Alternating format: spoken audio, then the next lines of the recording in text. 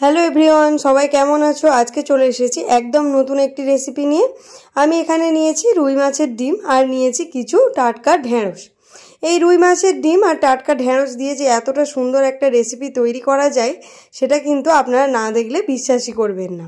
চলুন, আমাদের আরেকটি উপকরণ লাগবে যেটি আমরা আমাদের গাছের থেকে পেড়ে নিচ্ছি। আমার ভাই এখানে আমড়া পেড়ে দিচ্ছে। দেখুন, কাঁচা আমড়া এখানে আমরা পেড়ে নিয়েছি। তো আমাদেরই গাছে প্রচুর পরিমাণে আমড়া হয়ে আছে আর একদম থোকা থোকা পুরো গাছ জুড়ে ভর্তি হয়ে আছে। আমরা এখানে বেশ কিছুটা আমড়া পেড়ে নিয়েছি, প্রায় 20 থেকে 25টা আমড়া কিন্তু পড়ে গেছে, কিন্তু আমাদের অতটা লাগবে না। চলুন আমি আমড়াগুলোকে তুলে নিই। দেখুন কতগুলো আমড়া হয়েছে, খুব সুন্দর। কিন্তু এখন কচি আমড়া টক খেতে খুবই ভালো লাগবে। যে কোনো টক মিষ্টি চাটনি যে কোনো কিছু আপনারা করে নিতে পারবেন। চলুন আমড়াগুলোকে এবার কেটে নেব। আমড়াগুলোকে খুব সহজেই কিন্তু এই রকম বটিতে ছাড়িয়ে নিতে পারেন বা ছুরির সাহায্যেও কিন্তু খুব সহজে খোসাগুলোকে ছাড়িয়ে নেব। খোসা ছাড়ানোর পর আমড়াগুলোকে এইভাবে মাঝখান থেকে কেটে নিলাম। দেখুন আমড়াগুলোকে খুব সহজেই কিন্তু কেটে নেওয়া যায়, কারণ কচি আমড়ার ভেতরে এখনও অতটা আটিটা শক্ত হয়ে যায়নি। চলুন আমড়াগুলো আমাদের প্রত্যেকটা কেটে নিয়েছি, মোটামুটি এতগুলো হলেই হয়ে যাবে, আর বেশি নেব না।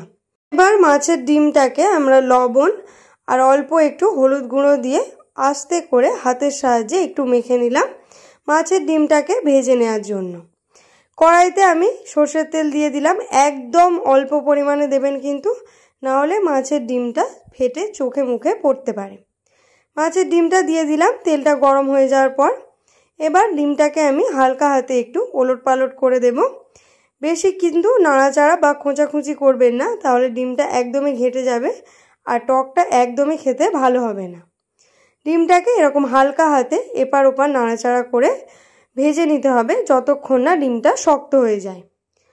ভেজে নেওয়ার সময় যতটা নরম দেখছেন, তুলে নিলে কিন্তু ডিমটা আরও বেশি শক্ত হয়ে যায়। আমাদের এখানে ডিম ভাজা হয়ে গেছে। ডিমটাকে আমরা আস্তে করে তুলে নিলাম। দেখুন ডিমটা কতটা সুন্দর দেখতে হয়েছে এবং একদম শক্ত হয়ে গেছে। এবার ওই কড়াইতেই আমি অল্প একটু সর্ষের তেল দিয়ে ঢেঁড়সগুলোকে এরকম গোল গোল করে কেটে নিয়েছিলাম, সেই ঢেঁড়সগুলো সবগুলো দিয়ে দিলাম। আর দিলাম অল্প একটু লবণ আর অল্প একটু হলুদ গুঁড়ো। এই দুটি দিয়েই ভালোভাবে ঢেঁড়সগুলোকে ভেজে নিতে হবে।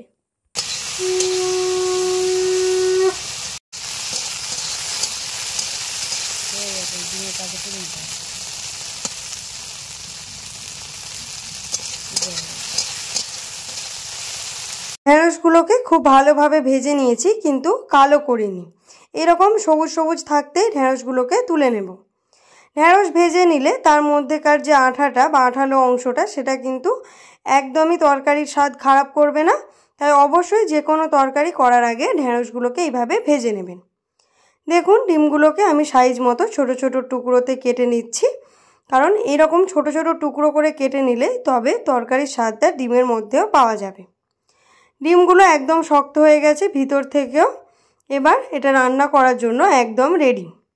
কড়াইতে আমি আবারও একদম অল্প একটু সর্ষের তেল দিয়ে তার মধ্যে 2 থেকে 3টে শুকনো লঙ্কা দিয়ে দিলাম।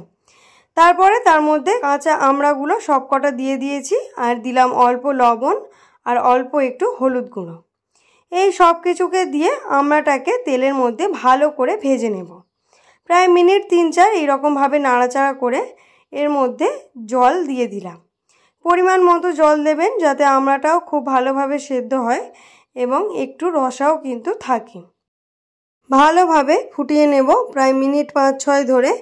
যতক্ষণ না ফুটছে ততক্ষণ কিন্তু আর কোনো কিছু দেব না এবং আমড়াটাকেও ভালোভাবে সেদ্ধ করে নিতে হবে। দেখুন আমড়াটা খুব ভালোভাবে সেদ্ধ হয়ে গেছে।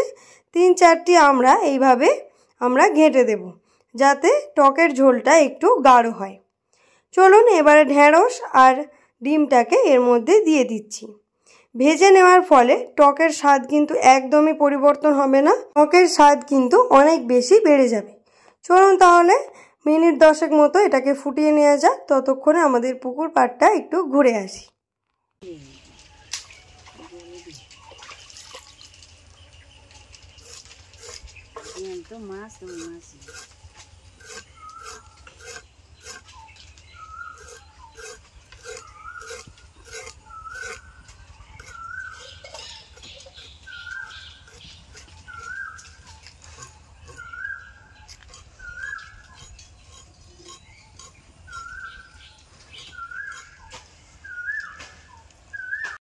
টকটা খুব ভালোভাবে মিনিট 10 মতো ফুটিয়েছি। এবার এর মধ্যে আমি হালকা হাতে একটু নাড়াচাড়া করে নেব।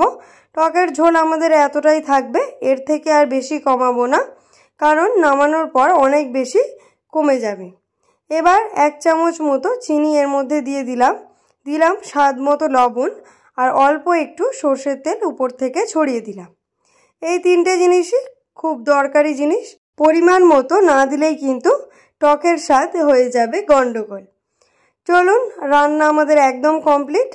ঢেলে ফেলি একটা বড় পাত্রে। মাছের ডিমের রেসিপি হয়তো আপনারা অনেকেই খেয়েছেন, কিন্তু এই রকমভাবে ঢ্যাঁড়স দিয়ে আমড়া দিয়ে মাছের ডিমের টক আপনারা কজন খেয়েছেন অবশ্যই কিন্তু কমেন্ট করে জানাবেন। আর গরমের দিনে হোক বা যে কোনো দিনে আপনারা এই টকটা কিন্তু বানিয়ে খেতে পারেন। দারুণ টেস্টি একটি রেসিপি, টক মিষ্টি কিন্তু লাগবে মুখে, এবং মুখের স্বাদ যাদের পাল্টে গেছে বা ধরুন জ্বর হয়ে মুখের স্বাদ একদমই খারাপ হয়ে গেছে, তারা অবশ্যই এই রেসিপিটা বাড়িতে একবার বানিয়ে দেখতে পারেন। জ্বর মুখে বা সর্দি মুখে খেতে কিন্তু অসাধারণ লাগে। আজকের মতো এই পর্যন্ত। সবাই খুব ভালো থাকবেন, সুস্থ থাকবেন। রেসিপিটা ভালো লাগলে লাইক করে দেবেন আর সাবস্ক্রাইব করে পাশে থাকবেন। টাটা।